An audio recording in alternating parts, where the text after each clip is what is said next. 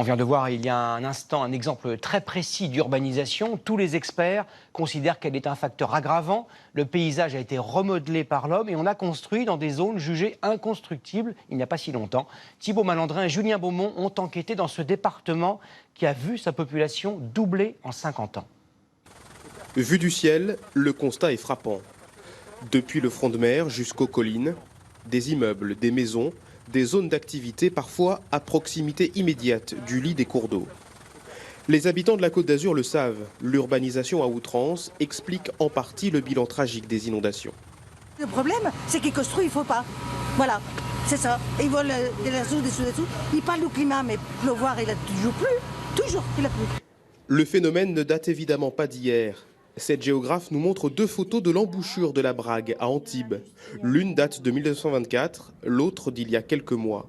Partout du bâti, du béton, du bitume et plus aucune terre agricole permettant l'absorption naturelle de l'eau.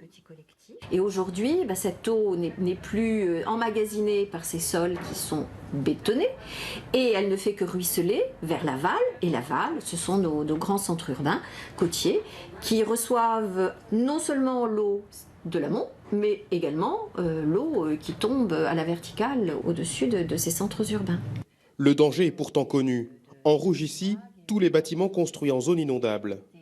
Et on voit que ces surfaces sont conséquentes le long de notre littoral du 06. Les communes ont un plan de prévention des risques d'inondation.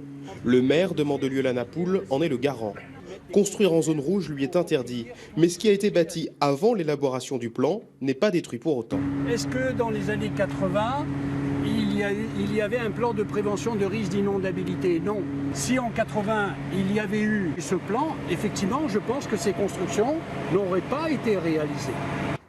Les élus ont souvent du mal à s'opposer aux velléités de promoteurs qui savent qu'un plan de prévention n'est pas sanctuarisé et peut toujours être modifié.